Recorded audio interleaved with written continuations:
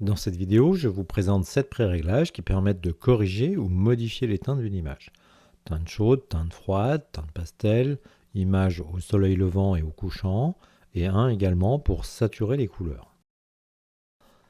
Les deux premiers que nous allons voir, couleur chaude et couleur froide, qui ne sont pas à confondre avec les filtres partiels chaud et froid, qui modifient les couleurs d'origine, alors que couleur chaude et couleur froide amplifient plutôt la couleur. Pour le pré-réglage couleur chaude, la compensation d'expo et le smart lighting sont désactivés. Ils sont activés et ajustés si besoin. Les tonalités sont légèrement corrigées pour convenir à la plupart des images de ce style. Un peu de micro-contraste. Le contraste, quant à lui, il est ajusté par l'outil courbe des tons avec une courbe en S. Je vais ajuster également deux des couches RVB, donc pas de correction sur la couche rouge. La couche verte, je baisse légèrement le point de droite des hautes lumières, donc vers 251, ce qui a pour effet d'ajouter du magenta dans les hautes lumières.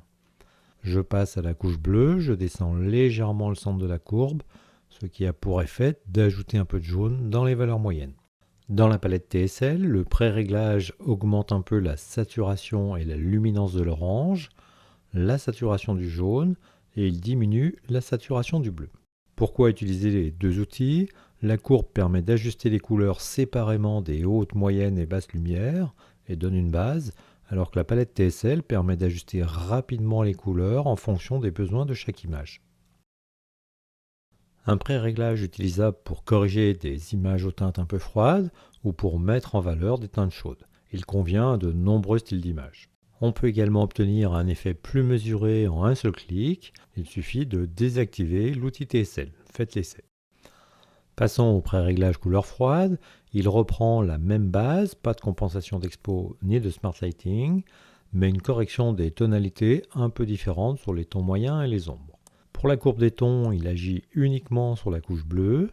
Je décale les deux extrémités vers le haut pour les basses lumières et vers la gauche pour les hautes lumières, ce qui a pour effet d'ajouter du bleu. Également une courbe en S pour le contraste. J'augmente un peu la vibrance. Comme pour le pré-réglage couleur chaude, j'active la palette TSL, un peu plus de bleu, de cyan et de vert, et un peu moins de luminance sur le jaune. On diminue également le rouge.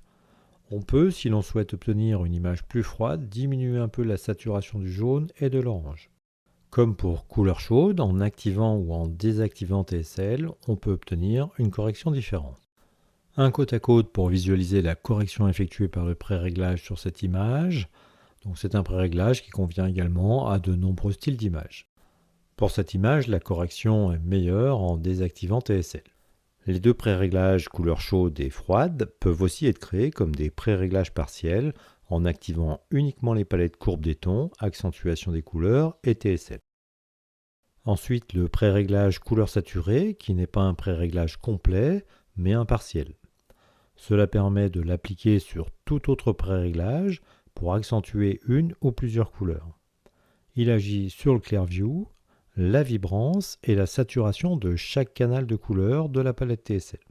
Ce pré-réglage peut être utilisé tel quel ou comme une base qui permet de créer des pré-réglages spécifiques sur un ou plusieurs canaux de couleurs en ajustant la saturation et la luminosité en fonction de l'image.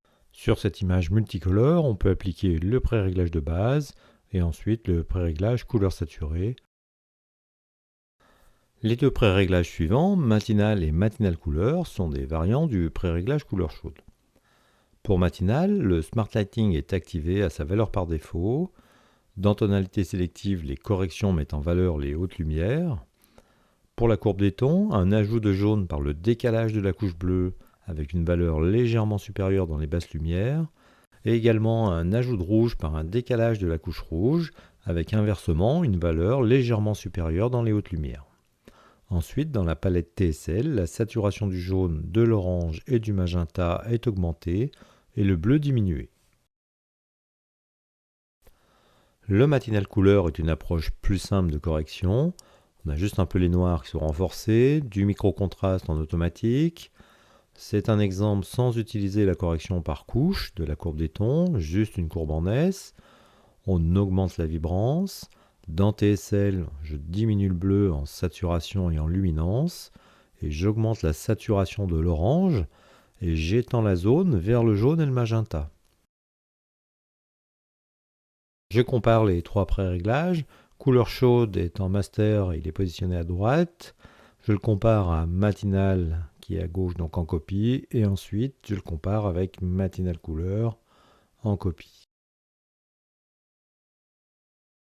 Ensuite, le pré-réglage matinal pastel qui pourrait également se nommer lumière douce.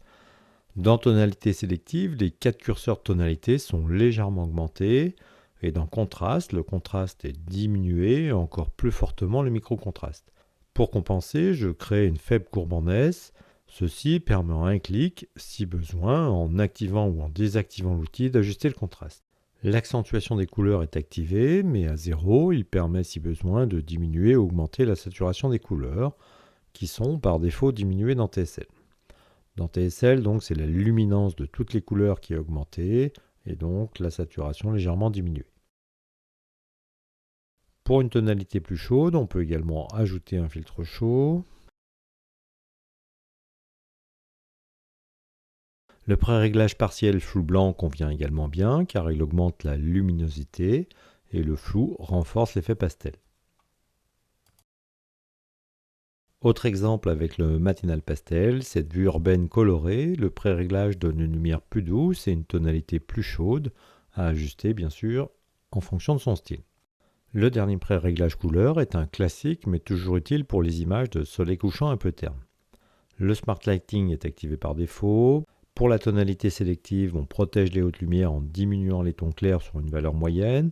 Les tons moyens et surtout les ombres sont augmentés. Peu de noir car ils sont souvent déjà bien présents dans ce style d'image. On ajoute ensuite du micro-contraste. La courbe des tons en S est également faible dans les tons sombres. Et un deuxième point, plus sur les valeurs moyennes. Dans TSL, je sature en sélectionnant une zone jaune-orange et je décale le curseur uniformité vers la gauche, ce qui apporte un peu de magenta. Le pré-réglage inclut un filtre dégradé chaud qui est activé par défaut et qui permet d'ajuster l'intensité de l'effet. Suivant la proportion de ciel, il peut être nécessaire d'ajuster la position du filtre. En résumé, plusieurs solutions pour modifier ou ajuster les couleurs. Il est intéressant de combiner les outils courbe des tons et TSL et même d'ajouter un filtre gradué, ce qui permet d'obtenir facilement plusieurs effets en activant ou désactivant un outil, plutôt que de créer plusieurs pré-réglages.